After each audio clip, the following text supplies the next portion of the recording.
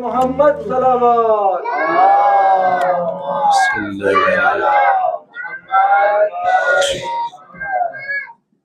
فاتحہ بسم اللہ الرحمن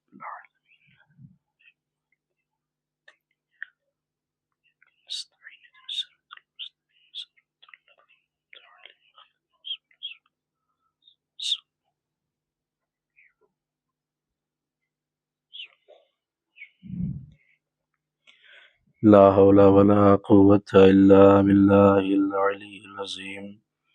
أعوذ بالله من الشيطان اللعين الرجيم بسم الله الرحمن الرحيم الحمد لله الذي ذكره شرف للذاكرين وشكره فوض للشاكرين وطاعته نجاة للمطيعين ثم الصلاة والسلام على أشرف الأنبياء والمرسلين الذي كان نبيا وآدم بين الماء والطين الذي سمي في السماء بأحمد وفي الأرض بأبي القاسم محمد اللهم صل على محمد وآل محمد.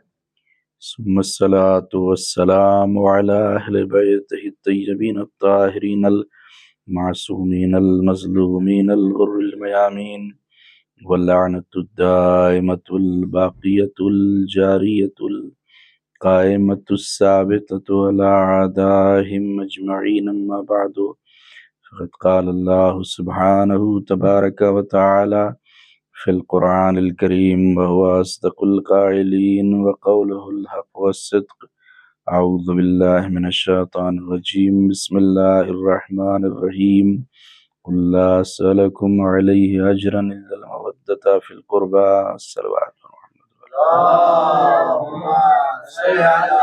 محمد وآل محمد. حاضرین بزم ازا ماتم داران و پرساداران سید الشہداء بطفیل چاردہ معصومین علیہ السلام اور خصوصاً بتعید حضرت بطول بنت رسول معصوم عالم جناب فاطمہ زہرا سلام اللہ علیہا اللهم صل على محمد وآل محمد. آج سے اس خمس اربعین کا آغاز ہو رہا ہے اور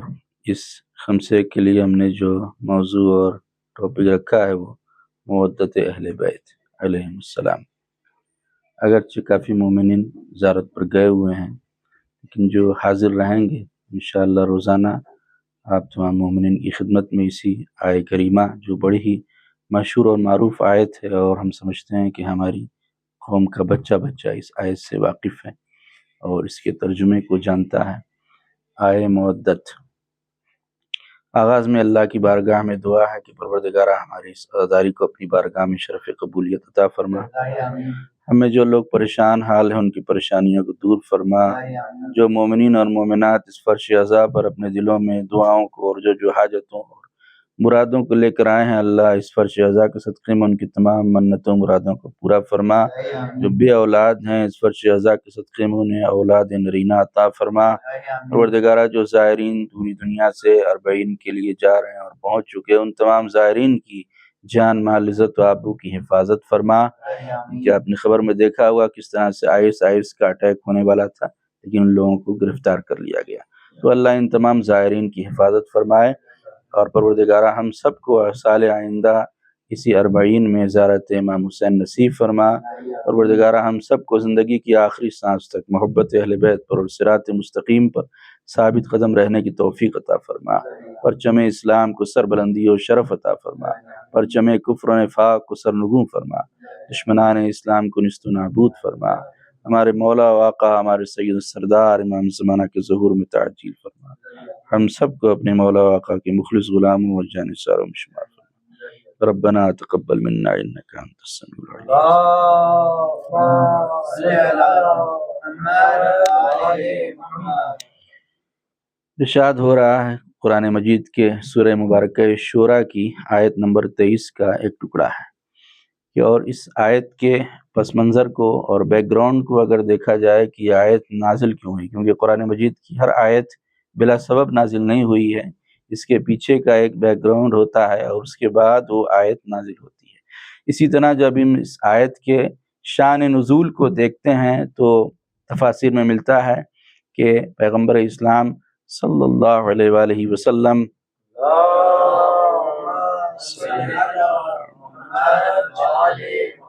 کے پاس مسلمانوں کا ایک ڈیلیگیشن اور ایک وفد کی شکل میں مسلمان آئے،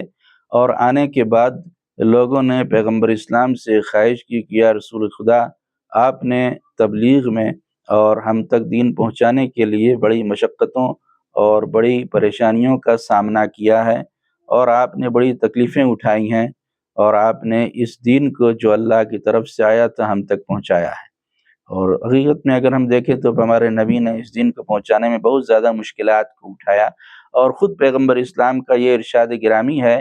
کہ ما اوذی النبی مثل ما اوذیت، یعنی کسی نبی کو اتنی اذیت نہیں دی گئی جتنا مجھے ستایا گیا، جتنی مجھے اذیت دی گئی مجھ سے پہلے کسی نبی کو اتنا نہیں ستایا گیا، اتنی اذیت نہیں دی گئی۔ یہاں تک کہ پیغمبر اسلام کو جسمانی اذیتیں بھی دی گئیں، پیغمبر اسلام کو روحانی اذیتیں بھی دی گئیں، آپ کو شاعر کہا گیا، آپ کو مجنون کہا گیا، ساحر کہا گیا، ابتر کہا گیا، یہاں تک کہ راستے سے گزرتے ہیں تو لوگ اپنے گھر کا کوڑا کرکٹ جمع کر کے پیغمبر اسلام کے اوپر پھینک دیتے ہیں، چلتے ہیں تو راستے میں لوگ کانٹے بچھا دیتے ہیں۔ تو ہر طرح سے پیغمبر اسلام کو ستایا گیا اور بڑی پیغمبر اسلام کو تکلیف لوگوں نے دی۔ تو اب یہ لوگ آئے ہیں کہ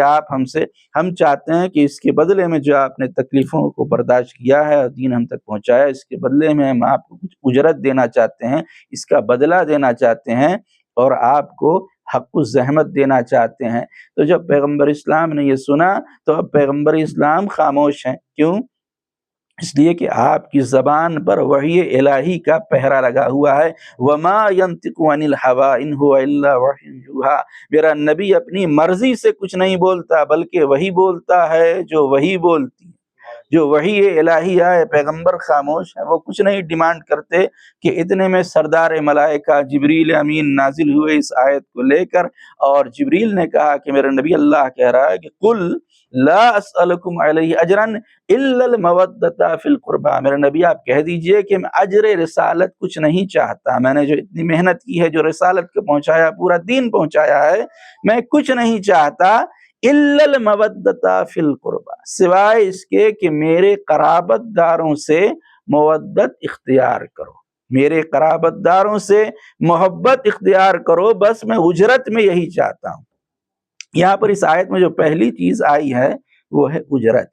اجرت کا مطلب ہوتا ہے کہ انسان اگر کسی سے کوئی کام لے رہا ہے تو اس کے بدلے میں جو اس کا حق الزحمت ہوتا ہے، جو اس کی فیس ہوتی ہے، وہ اس کو ادا کیا جائے۔ ہمارے دھرم میں اگر آپ دیکھیں تو اجرت کو ادا کرنے کی بڑی تاکید ہے، اور اگر کسی انسان نے کسی سے کچھ کام لیا اور اس کی اجرت ادا نہیں کی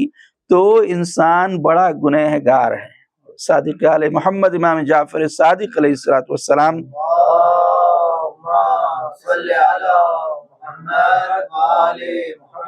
سے یہ حدیث ملتی ہے، بڑی مشہور حدیث میں مولا فرماتے ہیں کہ مزدور کی مزدوری اس کا پسینہ سوکھنے سے پہلے دے دو، کہ اگر کسی مزدور کو آپ نے مزدوری پر رکھا ہے، یہ صبح سے شام تک کے لیے یا 1 مہینے کے لیے، تو اس سے پہلے کہ اس کا پسینہ سوکھے اس کی مزدوری کو دے دے۔ اس کے بعد پھر یہ بھی حدیث میں ملتا ہے کہ جو شخص کسی مزدور سے مزدوری تو لے، کام تو لے، لیکن اس کی اجرت ادا نہ کرے تو وہ انسان جنت کی خوشبو بھی نہیں سونگھ سکتا۔ وہ جنت کہ جس کے لیے ملتا ہے کہ جس کی خوشبو جب آدمی 500 سال دور ہوگا تبھی جنت کی خوشبو آنے لگے گی، لیکن کیونکہ مزدور کی مزدوری کو کھا گیا تو جنت کی خوشبو بھی ایسا انسان نہیں سونگھ سکتا ہے۔ اور 2-3 حدیثیں اور ہیں جس کو ہم نے لکھا ہے۔ پیغمبر اسلام صلی اللہ علیہ وآلہ وسلم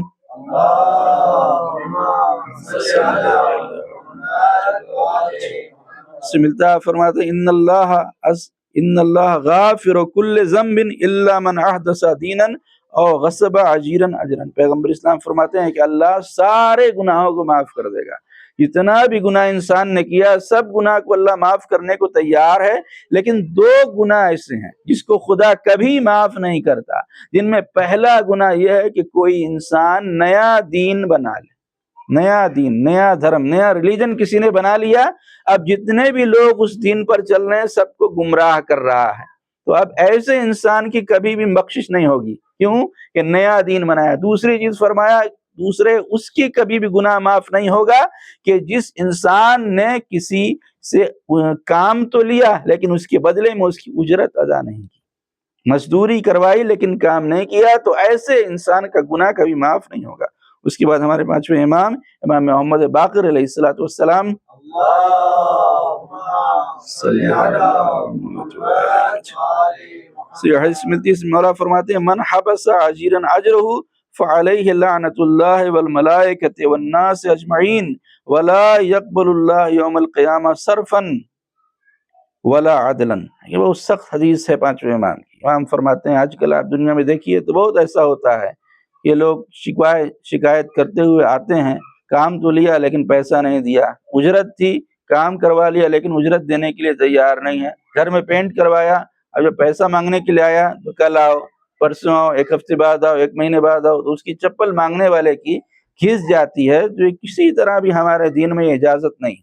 کام لیا ہے تو اس کی اجرت دے دے۔ کہ 5ویں امام کیا فرما رہے ہیں؟ مولا فرما رہے ہیں کہ من حبس اجرا اجرہ، جو انسان کسی مزدور سے مزدوری تو کروائے، کام لے، لیکن اس کے بدلے میں اس کی اجرت نہ دے، تو اس کے اوپر اللہ کی لعنت ہے، تمام ملائکہ کی اس شخص کے اوپر لعنت ہے، اور تمام انسانوں کی لعنت ہے، اور اللہ اس کے کسی عمل کو قیامت کے دن قبول نہیں کرے گا۔ کہ کام لیا لیکن اجرت دینے کا وقت آیا تو انسان غائب ہو گیا۔ اب اس کے بعد پھر دیکھیے مولا علی پیغمبر اسلام سے اس کو نقل کرتے ہیں، فرماتے ہیں کہ پیغمبر اسلام نے فرمایا کہ من ظلم عجیرا اجرہ احبط اللہ عملہ وحرم علیہ الجنہ۔ یہ بھی حدیث بڑی سخت ہے، اس سے پیغمبر اسلام فرماتے ہیں کہ جو شخص کسی مزدور سے کام تو لے، ورکر سے کام لیا لیکن مزدوری نہیں دیا، تو اب کیا ہوگا؟ اللہ اس کے سارے اعمال کو حبط کر لے گا، یعنی اس کے اعمال حبط کر دیے جائیں گے۔ اب حبط ضبط 2 لفظ ہیں اردو میں، عربی میں، ایک ہے ضبط اعمال، ایک ہے حبط اعمال۔ ضبط اعمال ظلم ہے کہ اگر کسی انسان نے کوئی عمل کیا لیکن اس کو اس کا بدلہ نہ دیا جائے تو یہ ظلم ہے، اور اللہ ظالم یہی جیسے دنیا میں ہوتا ہے کہ بینک سے لون لیا لیکن لون بھرا نہیں، تو اس کے جتنے بھی گاڑی تھی اس کو ضبط کر لیا گیا، گھر تھا اس کو ضبط کر لیا گیا، پورے گھر کو ضبط کر لیا گیا، کیونکہ لون ٹائم پر نہیں بھرا۔ تو یہ ہے ضبط اعمال، کہ کسی انسان نے عمل کیا لیکن اس کے بدلے میں اس کو اجر نہیں ملا، تو یہ ضبط۔ حبط عمل کیا ہے؟ کہ انسان کے عمل کے اندر شرط صحت ہی موجود نہیں، صحیح ہونے کی شرط ہی موجود نہیں۔ مثلا کسی نے نماز پڑھی لیکن کیونکہ ریاکاری تھی نماز میں، تو یہ عمل حبط ہو جائے گا، یعنی اس کا بدلہ نہیں ملے گا۔ اسی طرح سے جس نے کسی انسان سے کام تو لیا لیکن بدلے میں پیسہ نہیں دیا، تو اس کا کیا انجام ہوگا؟ اس کے سارے اعمال حبط کر دیے جائیں گے۔ وحرم علیہ الجنہ، اور اس انسان کے اوپر اللہ جنت کو حرام کر دیتا ہے، یعنی ایسا انسان کبھی بھی جنت میں نہیں جا سکتا ہے۔ تو آپ نے دیکھا کہ اگر کسی مزدور کی مزدوری مانگ لے وہ جنت میں نہیں جا سکتا، تو جو رسول کو اجر رسالت ادا نہ کرے وہ جنت میں کیسے جائے گا؟ جس نے رسول کی اجرت ادا نہیں کی، پھر وہ انسان جنت میں جانے کا خواب نہیں دیکھ سکتا کہ پیغمبر اسلام نے جو مانگا ہے اجرت میں وہ پیغمبر اسلام کو دینا پڑے گا۔ تو اب ہمارے سامنے دوسرا سوال جو اس آیت میں آیا ہے، دوسری بات جو آئی ہے فی القربہ، کہ مودت کرنا ہے، ہمیں محبت کرنا ہے، لیکن کن لوگوں سے؟ قرابت داروں سے۔ تو اب یہ نبی کے قرابت دار ہیں کون کہ جن سے مودت اور محبت اختیار کرنے کا حکم قرآن مجید ہمیں دے رہا ہے؟ تو آپ دیکھیں کہیں اور جانے کی ضرورت نہیں، اسی آیت کی تفسیر میں پیغمبر اسلام صلی اللہ علیہ وآلہ وسلم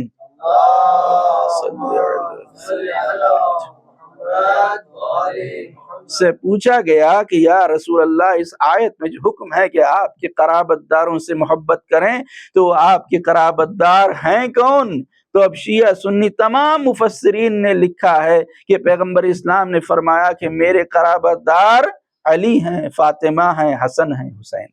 اور محمد وآل محمد صلوات صلی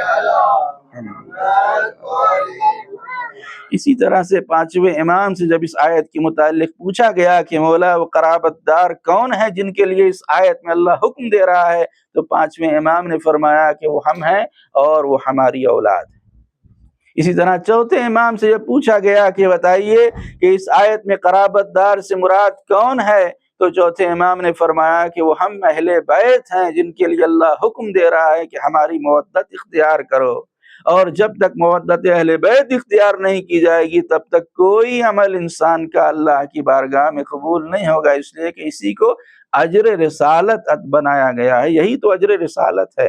اور اسی لیے آپ دیکھیں یہاں پر ایک سوال ہوتا ہے اور ایک اعتراض بھی کیا جاتا ہے کہ آخر پیغمبر اسلام نے ہی کیوں اجر رسالت مانگا؟ کیوں کہ دین شروع تو پیغمبر اسلام سے نہیں ہو رہا ہے، یہ دین حضرت آدم علیہ السلام سے یہ سلسلہ شروع ہو رہا ہے، تو اجرت حضرت آدم کو مانگنا چاہیے تھی کہ اجر رسالت دو، لیکن حضرت آدم نے تو اجر رسالت نہیں مانگا۔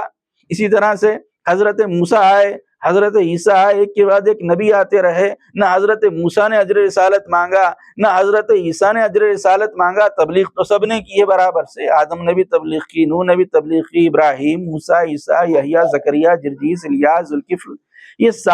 سارے نبیوں نے، حضرت یوسف، یعقوب، سارے نبیوں نے تو تبلیغ کی، لیکن کسی نبی نے اور کیوں اجرت نہیں مانگی؟ اگر اجرت مانگی تو صرف آخری نبی نے اجرت کیوں مانگی؟ اعتراض کیا جاتا ہے، تو اس کا جواب اس طرح سے علماء دیتے ہیں کہ بات یہ ہے کہ حضرت آدم علیہ السلام کے ذریعے سے کام کی شروعات ہو رہی ہے۔ جب آپ کسی مزدور کو رکھتے ہیں تو وہ آتے کے ساتھ مزدوری نہیں مانگتا کہ لائیے ہم کو اجرت دیجیے، ہم کو پیسہ دیجیے۔ اور حضرت موسیٰ و عیسیٰ نے کیوں نہیں مانگا؟ اس لیے کہ کام بیچ میں تھا، تو مزدور دوپہر کوئی مزدوری نہیں مانگتا۔ مزدوری کب مزدور مانگتا ہے؟ شام میں جب کام پورا ہو جاتا ہے۔ تو اسی طرح سے حضرت آدم سے کام کی شروعات ہو رہی ہے، موسیٰ اور عیسیٰ بیچ میں ہیں جو کام کر رہے ہیں، اور جب ہمارے نبی کا زمانہ آیا تو اس دین کی تبلیغ کا جو کام تھا وہ مکمل ہو گیا، اور اللہ نے آواز دی الیوم اکملت لکم دینکم واتممت علیکم نعمتی ورضیت لکم الاسلام دینا۔ آج کے دن محمد صلوات صلی علی آج کے دن یہ دین مکمل ہو گیا، غدیر کے دین مکمل ہو گیا، تو اب اللہ کا حکم آیا کہ اب اجرت مانگ لیں۔ لہٰذا ہمارے آخری نبی نے اس طرح سے اجرت مانگی۔ تو آپ نے دیکھا کہ اگر کوئی اجرت ادا نہ کرے تو اس کا کوئی عمل قبول نہیں ہوتا ہے۔ مسجد کا کام کروانا تھا، اپنے مزدور کو لائے بلا کر اور مزدور سے کہا کہ تم مسجد کا کام کرو۔ 1 سال تک مزدور کام کرتا رہا، پوری مسجد بن کے جب تیار ہو گئی تو مانگنے کے لیے آیا کہ لائیے مسجد بن گئی، ہم کو پیسہ دیے۔ تو آپ نے کہا کہ مسجد تو خدا کا گھر ہے، تو خدا سے مزدوری لے لو، یہ کہہ کر مزدور کو ٹال دیا۔ اور جب نماز پڑھنے کے لیے کھڑے ہو، اسی مسجد میں نماز بھی پڑھ رہے ہیں، تو کیا نماز قبول ہوگی؟ نماز وضو بھی کیا آپ نے، نماز صحیح سے پڑھی، سورہ الحمد بھی پڑھا، لیکن کیونکہ اجرت ادا نہیں کی تھی لہٰذا اس مسجد میں نماز قبول نہیں ہوگی۔ پانی سے غسل کیا اور نماز پڑھا، لیکن کیونکہ پانی کی اجرت ادا نہیں کی لہٰذا اس صورت میں غسل بھی صحیح نہیں ہوگا۔ جب غسل صحیح نہیں ہوگا تو نماز بھی صحیح نہیں ہوگی۔ لہٰذا جب تک اجر رسالت ادا نہ کیا جائے تب تک کوئی عمل اللہ کی بارگاہ میں قبول ہونے والا۔ اور یہاں پر یہ بھی بات ایک قابل غور ہے کہ اللہ نے جو اجرت مانگا ہے پیغمبر اسلام نے، اور اللہ نے تو اجرت میں مودت کو مانگا۔ پیغمبر اسلام نماز بھی اجرت میں مانگ سکتے تھے کہ میرے اجر رسالت یہ ہے کہ سارے کے سارے میرے امتی نمازی بن جائیں، لیکن نماز کو اجرت میں نہیں مانگا۔ روزے کو مانگ سکتے، کیوں نماز کو نہیں مانگا؟ اس لیے کہ سفر میں قصر ہو جاتی، اگر نماز مانگتے سفر میں جاتا کوئی تو قصر ہو جاتی۔ روزے کو اجرت میں نہیں مانگا، کیوں؟ اس لیے کہ بیمار معذور ہو جاتا، جو انسان بیمار ہے وہ روزہ نہیں رکھ پاتا۔ حج کو نہیں مانگا، کیوں؟ اس لیے کہ اگر کوئی آدمی جس کے پاس پیسہ نہ ہوتا، غریب ہوتا، تو وہ معذور ہو جاتا، وہ حج کس طرح سے کرتا؟ لہٰذا حج بھی نہیں مانگا، خمس و زکوٰۃ بھی نہیں مانگا۔ تو مودت کو مانگا اس لیے کہ مودت اور محبت ایک غریب بھی کر سکتا ہے، پیسے والا بھی کر سکتا ہے، کالا بھی کر سکتا ہے، گورا بھی کر سکتا ہے، عجمی بھی کر سکتا ہے، عربی بھی کر سکتا ہے۔ ایسی چیز مانگی کہ ہر انسان کر سکتا ہے، اور ایسی چیز مانگی کہ جس سے انسان کی جیب پر زور نہیں پڑتا۔ محبت کرنے میں انسان کو کچھ خرچہ کرنا نہیں پڑتا۔ ہاں، اس کے لیے ایک شرط ضرور ہے کہ محبت اور مودت وہی کر سکتا ہے کہ جس کا ضمیر زندہ ہو۔ اگر ضمیر زندہ ہے تو وہی اہل بیت سے محبت و مودت کر سکتا ہے، لیکن اگر ضمیر مردہ ہے تو پھر وہ انسان محبت اہل بیت سے مودت نہیں کر سکتا ہے۔ اسی لیے کسی نے کہا کہ پہلے کر لو حاجیوں اجر رسالت تو ادا، پہلے کر لو حاجیوں اجر رسالت تو ادا، سنتے ہیں مقروض کو حج پر نہ جانا چاہیے۔ پہلے اجر رسالت ہے، وہ محبت ہے، وہ مودت ہے اہل بیت سے۔ جب تک اجر رسالت ادا نہیں کیا جائے گا اس وقت تک کوئی عمل انسان کا اللہ کی بارگاہ میں قبول نہیں۔ اور اس لیے آج آپ دیکھیں صبح سے شام تک آپ نے دکانوں میں کام کیا اور تھکے ہارے یہاں اس مجلس میں آئے ہیں، تو کیوں؟ یہی تو مودت اہل بیت، اجر رسالت کی ادائیگی کے لیے ہی تو آپ آئے ہیں۔ یہ جو امام بارگاہ یہاں پر تعمیر کیا گیا ہے، یہ کیوں ہے؟ یہ مودت اہل بیت ہے، یہی اجر رسالت ہے۔ جو آپ آ کر سورہ یاسین کی تلاوت کر رہے ہیں، حدیث قصہ پڑھ رہے ہیں، مرثیہ پڑھ رہے ہیں، سلام پڑھ رہے ہیں، یہ نوحہ پڑھا جا رہا ہے، یہ کیا ہے؟ یہ مجلس کیا ہے؟ یہ فضائل سن کر نعرہ لگانا یا خوش ہونا، یہ اہل بیت سے محبت کا اظہار۔ یہ مصائب سن کر آنکھوں میں آنسو آ جانا، یہ اہل بیت سے محبت ہے، یہی اہل بیت سے محبت ہے۔ کہ اگر اس مودت اور اس محبت کو ادا نہیں کیا تو پھر کوئی بھی عمل اللہ کی بارگاہ میں قبول نہیں ہونے والا ہے۔ چوتھے امام سے بھی حدیث ملتی ہے، اس میں آپ نے فرمایا ہے کہ اللہ نے ہماری محبت اور ہماری مودت کو لوگوں کے اوپر، مومنین کے اوپر واجب کیا، لیکن اللہ نے جو محبت کو واجب کیا، اگر اللہ محبت کی جگہ پر دشمنی کو واجب کرتا تب بھی لوگ اتنی دشمنی نہیں کرتے کہ جتنی محبت کو واجب کرنے کے بعد ہم سے دشمنی کی گئی۔ اللہ نے حکم دیا تھا محبت کا، لیکن لوگوں نے کیا کیا؟ عداوت کی، دشمنی کیا، اور دشمنی کی انتہا کر دی کہ اس گلے کے اوپر خنجر چلایا گیا کہ جس گلے کو پیغمبر اسلام خود بوسہ دیتے ہیں، جن کے لیے پیغمبر اسلام فرما رہے ہیں حسین مجھ سے ہے، میں حسین سے ہوں۔ وہ پیغمبر اسلام، وہ ہمارے نبی کہ جو اپنے نواسے کو کبھی اپنے زانوں پر بٹھاتے ہیں تو کبھی پیغمبر اسلام گلے کا بوسہ لیتے ہیں، لیکن یہی پیغمبر اسلام کے امتی ہیں کہ جو اسی گلے پہ خنجر چلا رہے ہیں، جو بوسہ گاہ نبوی ہے۔ صرف امام حسین پر ہی مصائب کی انتہا نہیں کی گئی، بلکہ بعد شہادت سید الشہداء آپ کی بہنوں کی سروں سے چادروں کو چھین لیا گیا۔ وہ بیویاں، وہ جناب زینب کے جن کی ماں کا جنازہ تاریکی شب میں اٹھا تھا، آج انہی کے سر سے چادر کو چھین لیا گیا۔ آزاداران مظلوم کربلا اجرکم اللہ، خدا آپ کو کوئی غم نہ دے سوائے غم مظلوم کربلا کے۔ روایتوں میں ملتا ہے کہ جب یہ اہل حرم کا لٹا ہوا قافلہ چلا ہے کربلا سے، اور جب کوفے کا صدر دروازہ آیا، جناب زینب نے جب کوفے کا صدر دروازہ دیکھا، آپ کو اپنے بابا کا زمانہ یاد آ گیا کہ یہی وہ کوفہ ہے کہ جہاں زینب شہزادی بن کر رہا کرتی تھی، اور آج ایسا وقت آ گیا کہ آج اسی کوفے میں زینب کو قیدی بنا کر لے جایا جا رہا ہے۔ اس طرح کے سر پہ چادر نہیں ہے، ہاتھ پسے گردن بندھے ہوئے ہیں، آج زینب قیدی بن کر جا رہی ہیں۔ بس جناب زینب نے جب کوفے کا صدر دروازہ دیکھا تو کچھ سوچا اور شمر سے کہا، شمر ہم اس دروازے سے داخل نہیں ہوں گے۔ ایک مرتبہ شمر تازیانہ لے کر آگے بڑھا، اور آگے بڑھنے کے بعد کہتا ہے زینب تم بھول گئی، آج تم کوفے کی شہزادی نہیں ہو، آج تم ہماری قیدی ہو۔ تمہیں اسی عالم میں اس دروازے سے داخل ہونا پڑے گا۔ بس زینب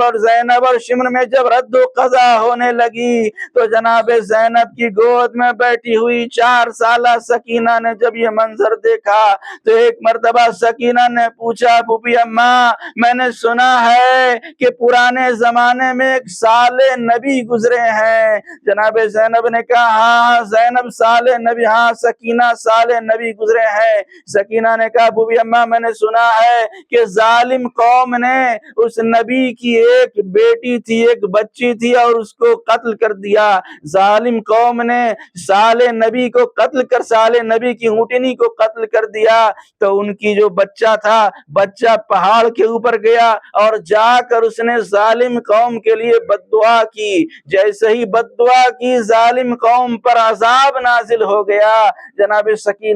زینب نے کہا ہاں ہاں سکینہ تم صحیح کہہ رہی ہو، آخر تم کہنا کیا چاہتی ہو؟ ایک مرتبہ سکینہ نے کہا پھوپھی اماں میں ناقہ صالح سے کم نہیں ہوں، میں بھی ان ظالموں کے لیے بد دعا کروں گی کہ اللہ اپنا عذاب ان کے اوپر نازل کر دے۔ بس جیسے یہ کہنا تھا کہ جناب زینب کی نظر بھائی کے اس نیزے پر پڑی کہ جس کے اوپر بھائی کا کٹا ہوا سر تھا، آواز آئی زینب سکینہ کو روکو، ہرگز بد دعا نہ کرے، زینب اسی عالم میں اس دروازے سے گزر جاؤ، اللہ اس مشکل کو بھی آسان کر دے گا۔ بس ایک مرتبہ جناب زینب نے کہا بھیا اگر تمہیں یہی منظور ہے تو زینب کو کوئی اعتراض نہیں ہے، زینب اس دروازے سے بھی گزر جائے۔ انا للہ و انا الیہ راجعون، رضا بقضائہ و تسلیما لامرہ، وسيعلم الذین ظلموا ايام منقلبون ما تنفسهم۔ یا حسین یا حسین یا حسین یا حسین یا حسین یا حسین یا حسین یا حسین یا حسین یا حسین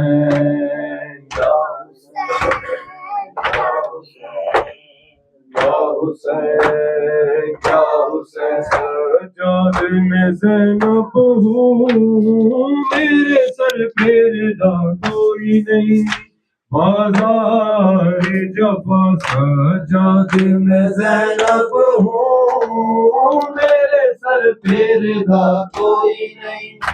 بازار جفا سجاد میں زینب ہوں، میرے سر پہ رضا کوئی نہیں، بازار جفا مجمع ہے کوفیوں کا،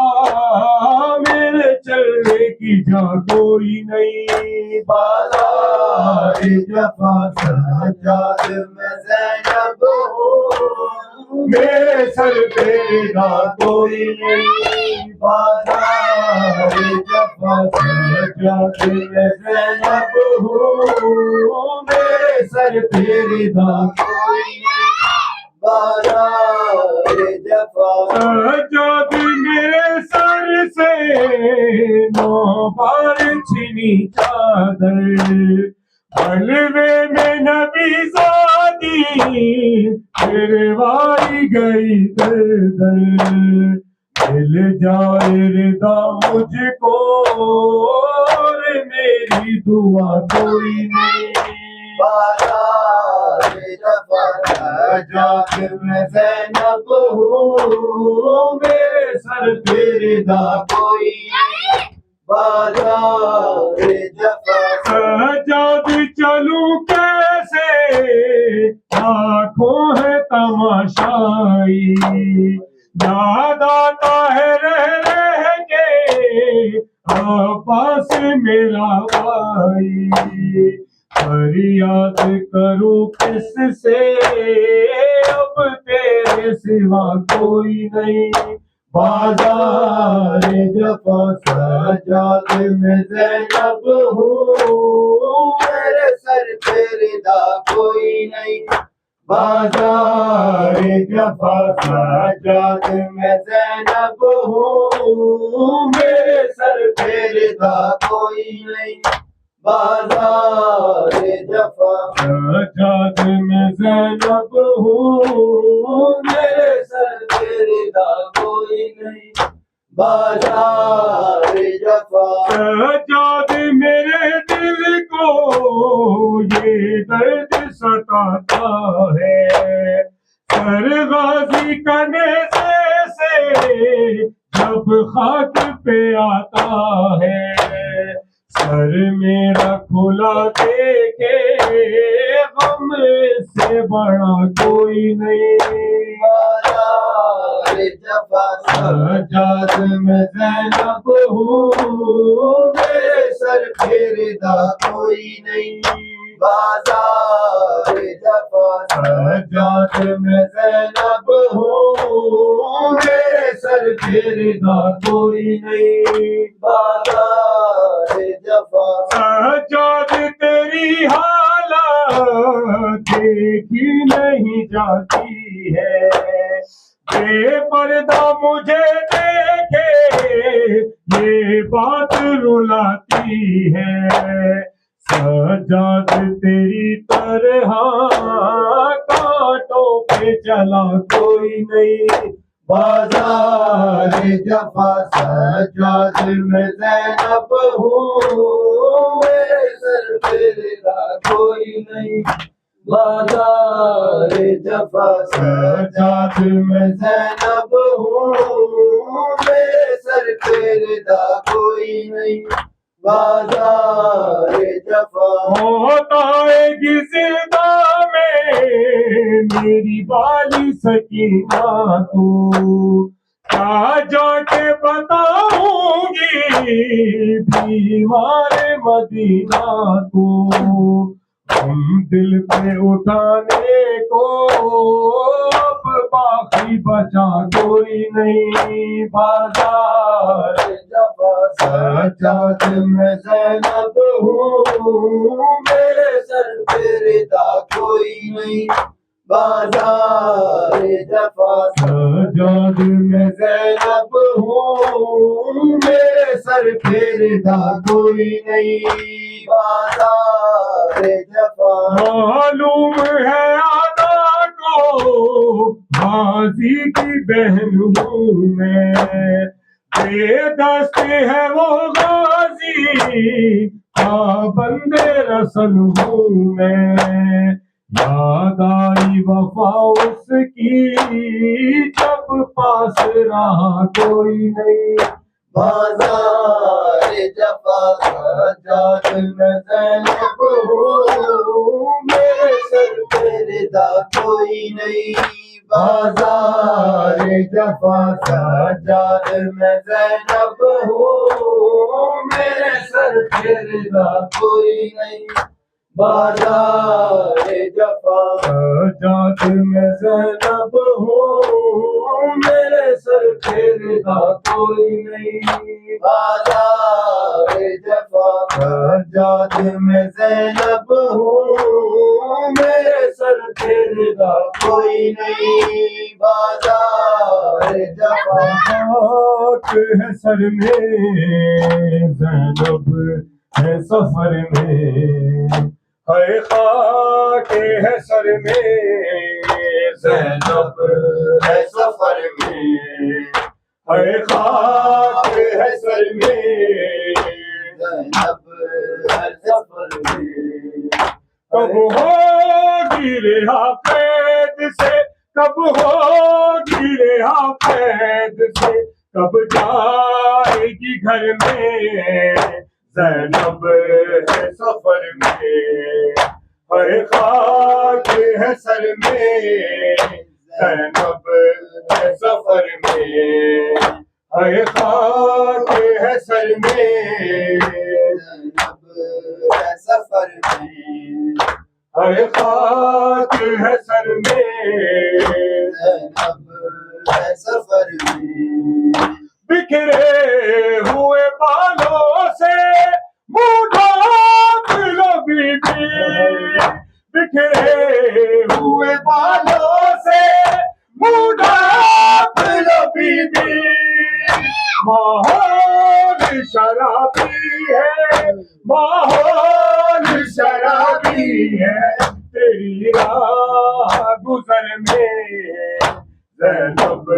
ہے سفر میں اے خاک ہے سر میں زینب ہے سفر میں اے خاک ہے سر میں زینب ہے سفر میں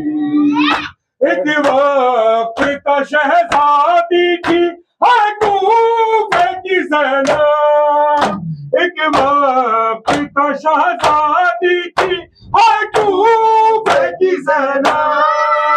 کس حال میں آئی ہے کس حال میں آئی ہے یہ بابا کے شہر میں زینب ہے سفر میں اے خاک ہے سر میں زینب ہے سفر میں اے خاک ہے سر میں زینب ہے سفر میں اے خاک ہے سر میں زینب ہے سفر میں تاریخ تیری جنگ کو دہراتی رہے گی تاریخ تیری جنگ کو دہراتی رہے گی اصغر جو لڑی تو نے اصغر جو لڑی تو نے یہ ننھی سی عمر میں زینب ہے سفر میں اے خاک ہے سر میں زینب ہے سفر میں اے خاک ہے سر میں زینب ہے سفر میں اے خاک ہے سر میں زینب ہے سفر میں تھے تن پہ پھٹے کپڑے اور کان بھی زخمی تھے تن پہ پھٹے کپڑے اور کان بھی زخمی عابد نے اتارا جو عابد نے اتارا جو سکینہ کو قبر میں زینب ہے سفر میں اے خاک ہے سر میں زینب ہے سفر میں کب ہوگی رہا قید سے کب ہوگی رہا قید سے کب جائے گی گھر میں زینب ہے سفر میں محمد وآل محمد صلی اللہ